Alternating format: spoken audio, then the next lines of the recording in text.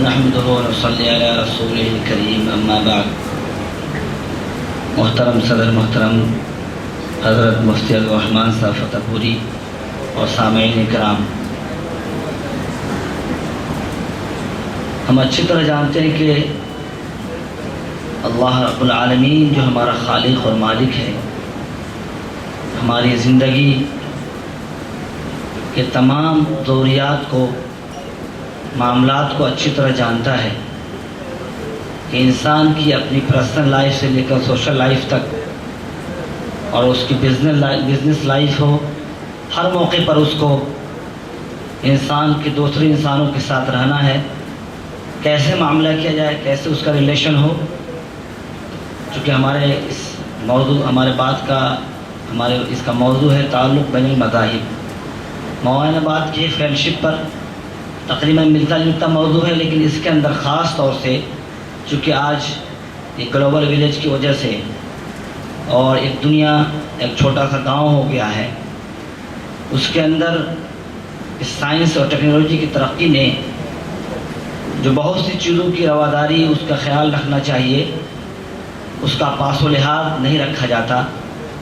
ان کی وجوہات جو بھی ہوں، اس کا موقع نہیں ہے، لیکن یہ موقع مناسب ہے کہ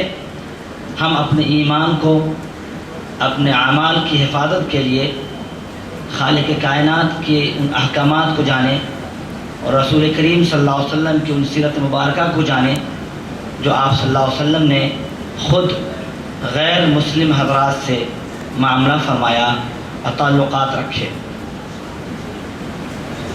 ہماری بات شروع کرنے سے پہلے میں اس تعلقات کے بعد سے پہلے میں ایک بات واضح کر دینا چاہتا ہوں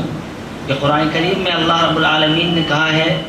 قُلْ إِنَّ صَلَاتِي وَنُسْكِي وَمَحْيَايَ وَمَمَاتِي لِلَّهِ رَبِّ الْعَالَمِينَ کہ ایک مومن کی شان یہ ہے، مومن کی زندگی کا مقصد یہ ہے کہ آپ فرما دیجئے کہ میری زندگی،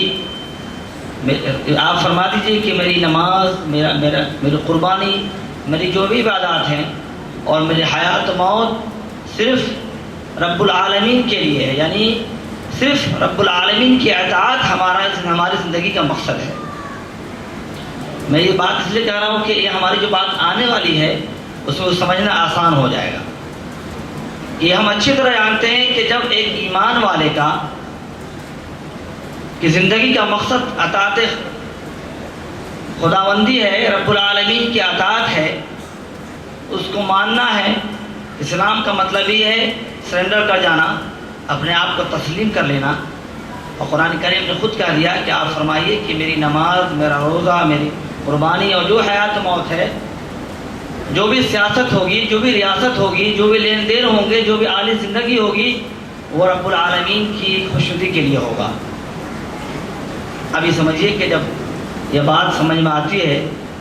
کہ جب رب العالمین کی اطاعت اور ان کے احکامات کو ماننے میں ہی ہے، تو اب ہمیں جو خاص طور سے، چونکہ یہ زندگی میں ہر جگہ ہماری پرسنل لائف ہوگی، سوشل لائف ہوگی، بزنس لائف ہوگی، پڑوسی کا معاملہ ہوگا، اس میں مسلم بھی ہو سکتے ہیں، غیر مسلم حضرات بھی ہو سکتے ہیں۔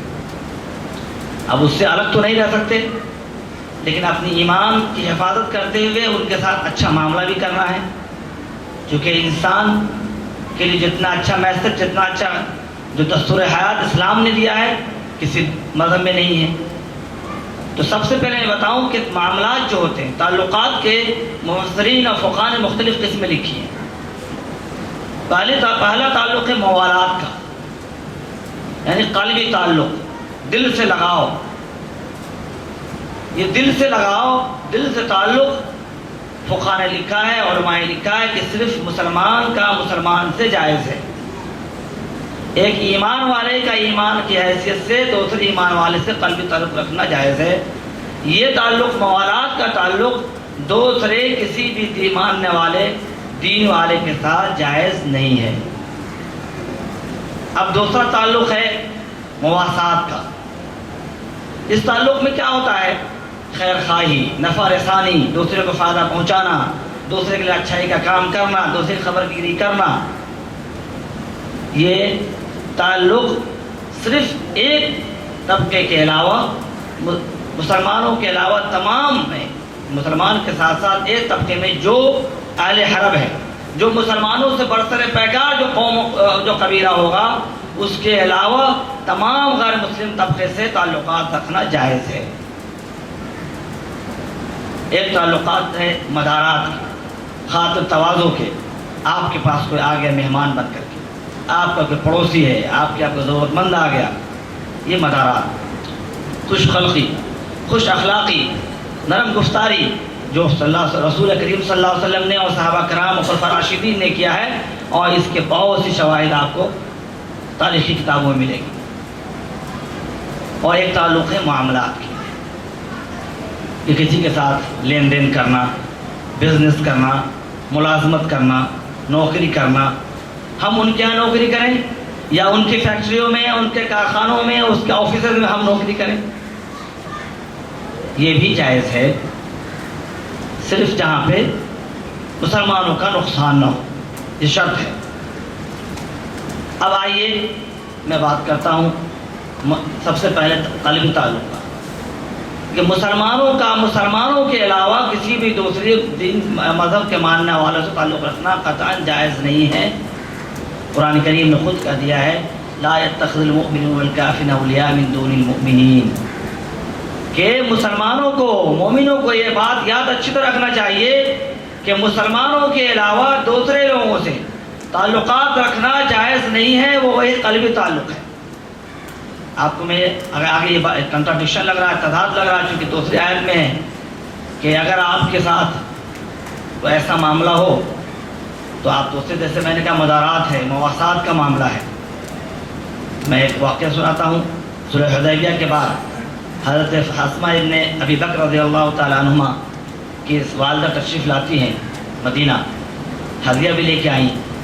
اور ہدیہ لانے کے بعد گھر میں آنا چاہا تو انہوں نے ان کو منع کر دیا،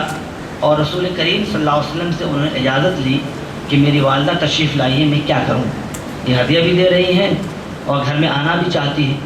تو آپ نے کہا کہ آپ کی والدہ ہیں، آپ اس کا اکرام کیجئے، ان کے ہدیے کو قبول کیجئے۔ اس موقع پر اللہ تعالیٰ کی آیت نازل ہوئی لا ینہاکم اللہ عن الذین لم یقاتلوکم فی الدین، کہ اس وقت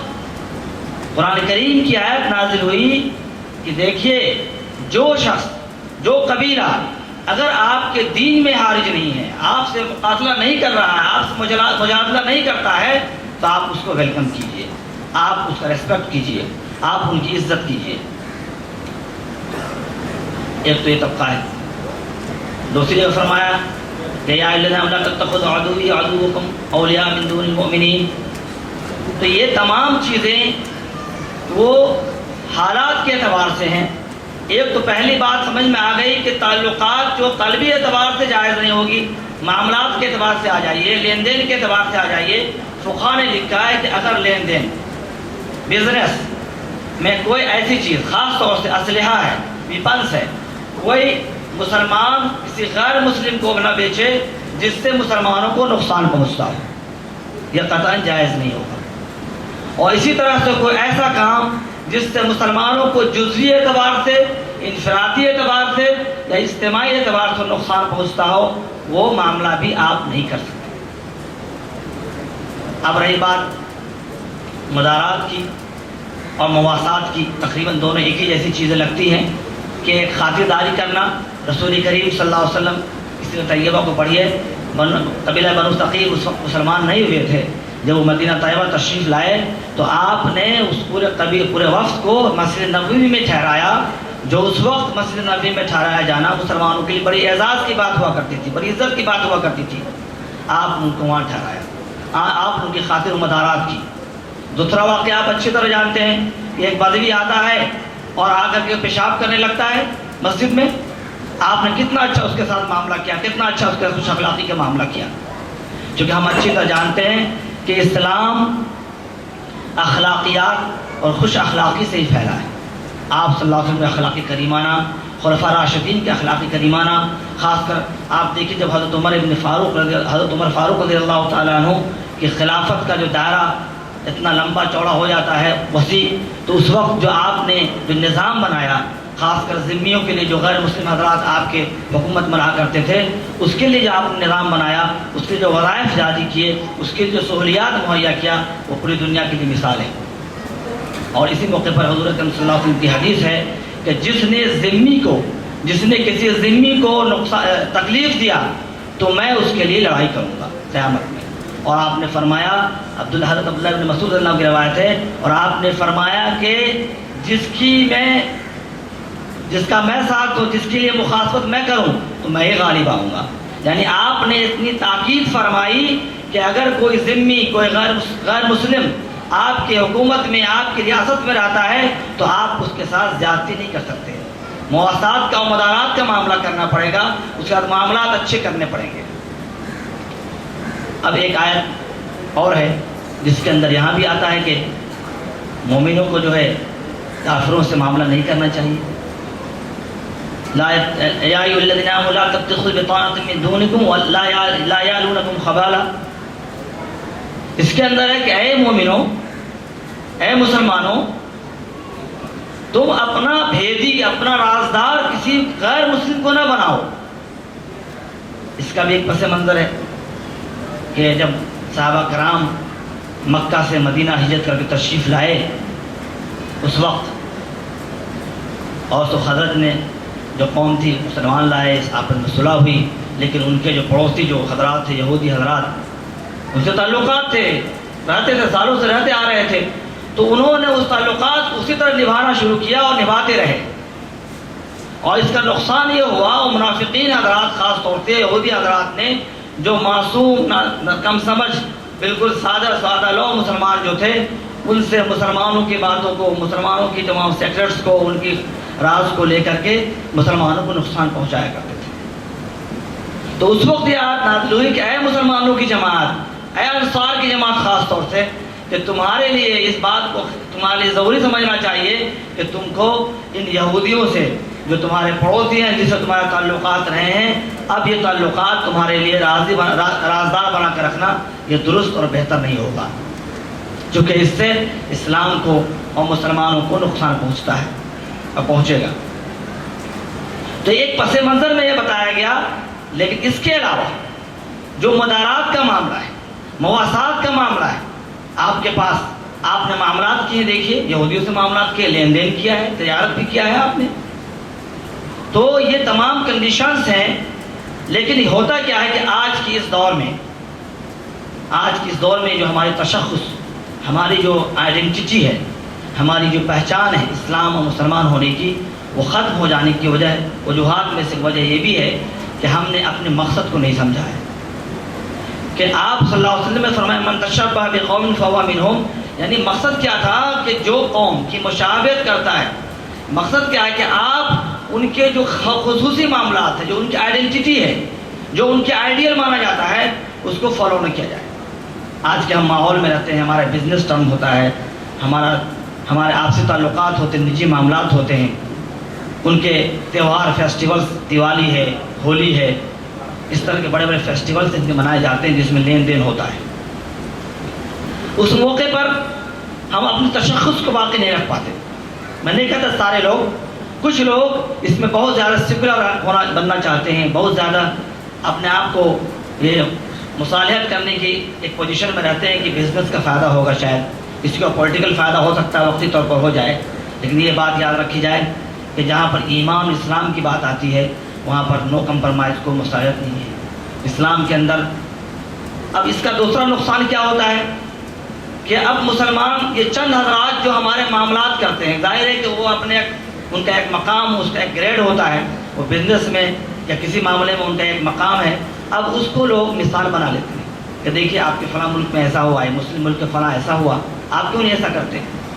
وہ نہیں جانتے کہ مسلم ملک ہے لیکن اسلامی ملک نہیں ہے، اسلامک وہاں شریعہ لاگو نہیں ہے.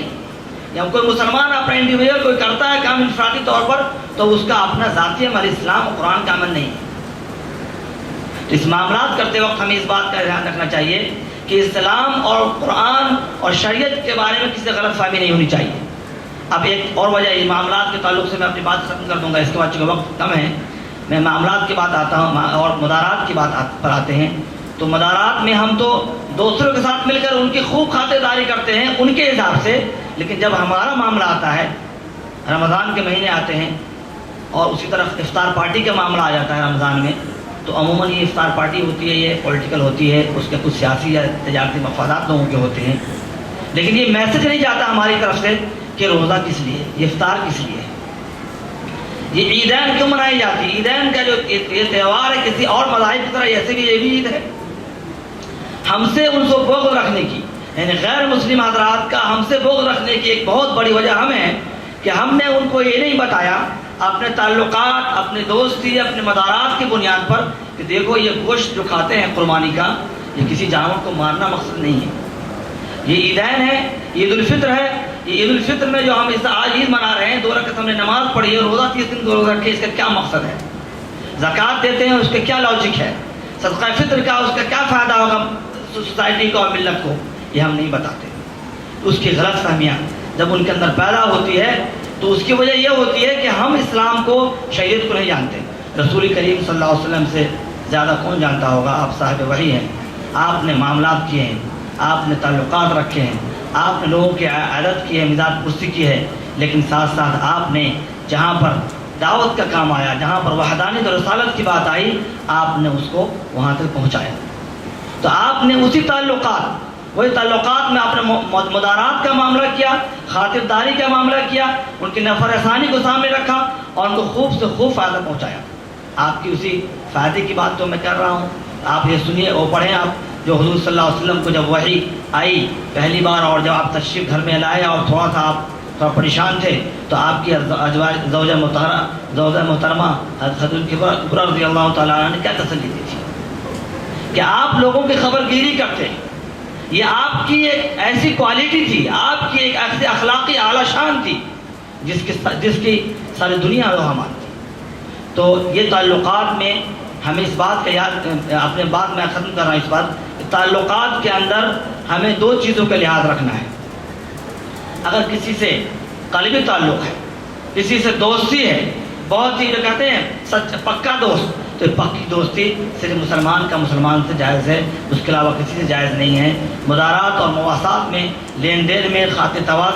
توازوں میں اور پڑوسیوں کے معاملے میں ہو یا سفر میں ہو یا جو بھی لین دین ہے آپ کے معاملات اور بزنس میں ہیں، اس میں کنڈیشن کے ساتھ، شرائط کے ساتھ علماء نے لکھا ہے کہ اگر کسی قوم کا، کسی مسلمان کا انفرادی اجتماعی اعتبار سے نقصان نہیں ہوتا ہو تو تعلقات رکھے جا سکتے ہیں، معاملات کیے جا سکتے ہیں۔ اللہ تعالیٰ عمل کی توفیق دے فرمائے۔ ہمارے